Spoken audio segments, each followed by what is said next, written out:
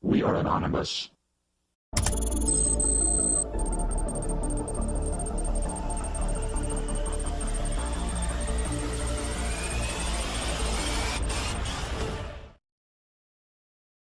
Greetings asleep masses. Yesterday we posted a video about a 4chan poster that essentially predicted the future. We began diving into the information to make this follow-up video, but it appears another channel has done such a superb job of researching all this out we feel there is no need. We would like to extend our deepest thanks to Tyranny Unmasked for a job well done. Here is that video. Alright, so just 2 days ago we pointed out the Zionist connection with the Las Vegas shooting with Sheldon Adelson and James Murren, not to mention his connections with Donald Trump. But since then, breaking revelations have come out in favor of this theory that not only expands on it, but gives us that motive that we were all looking for, to fill in the gaps as to why this shooting happened in the first place. Who is to gain from this? And this might just answer all those questions. So first of all, I'm sure a lot of you have heard about that 4chan post that 3 weeks ahead of time on 9/11 warned users to stay away from gatherings and large groups of people in Vegas and nearby Henderson area. Yeah, that's right. According to that anonymous post on 9/11, he stated, "Look, I feel bad for some of you on this website, so I'll let you on in a little secret. If you live in the Las Vegas or Henderson area, stay inside tomorrow. Don't go anywhere where there are large groups of people. Also, if you see 3 black vans parked next to each other, immediately leave the area. You're welcome, John." Then he followed up with saying, it's called the High Incident Project. Keep that in mind. They want to make the American public think that places with extremely high security aren't safe enough. And if we remember back to the event, there was at least 50 security officers at that concert at that time, so this starts to make sense.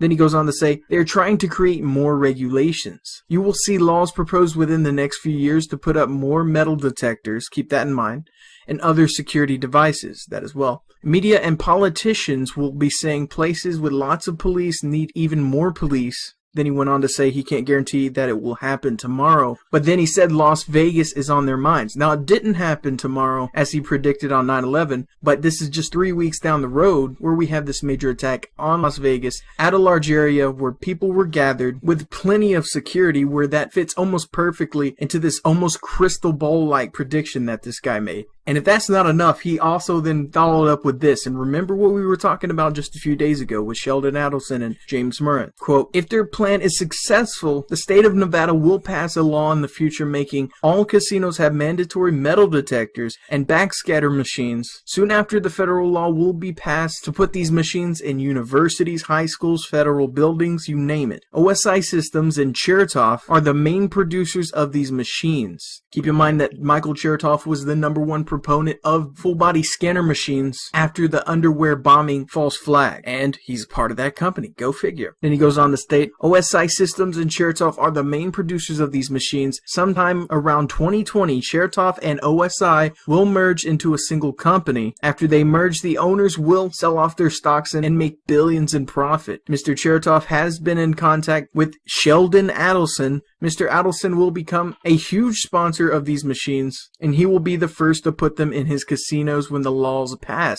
Remember, we talked about him having casinos on the Las Vegas Strip and how he had talked about projects in the future with Donald Trump. You can't make this shit up. He then stated, this is my last message for now. Don't expect me to return anytime soon. So there is your smoking gun. You can say it's coincidence, but I highly doubt that. Not only did he say this prior, 3 weeks before it happened, he predicted the location and nearly the exact narrative and almost exactly how it went down. That's something you can't coincidentally come across without being in the know in some kind of way. Now on September 30th, we had George Soros make this tweet saying, the increase in conspiracy theories reflects deeper worrying trends about politics around the world. That was just a day before the shooting. That's interesting.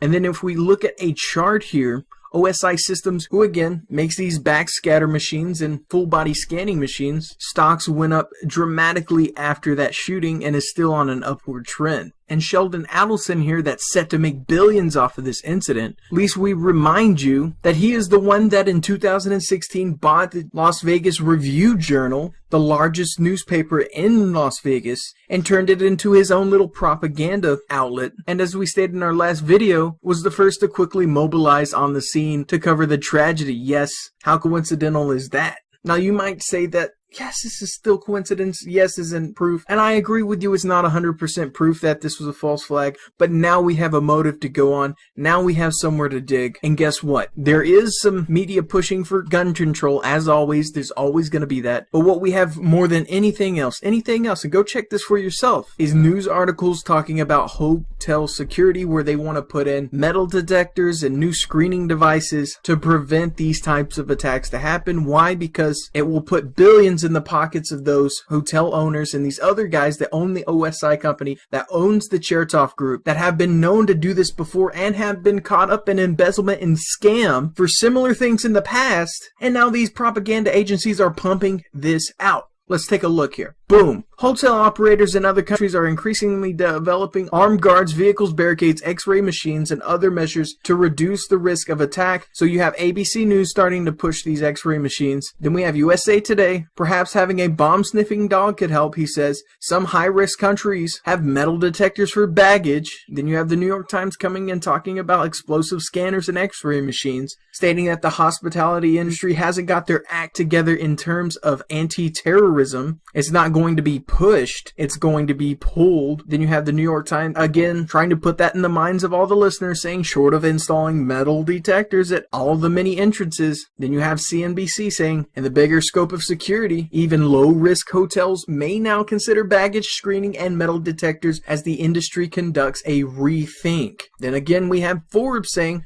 the attacks brings to mind the 2008 Mumbai attack at the Taj Hotel, which led to higher security measures, including screening visitors and their luggage. Major hotel chains like Marriott, Taj, and Accor began using explosive trace detectors and X-ray systems throughout in the country. It also goes on to talk about face recognition software. Come on, people. And we got Fox News saying this as well. Most hotels in the United States do not have metal detectors. Anyone can walk into a hotel with firearms without being detected.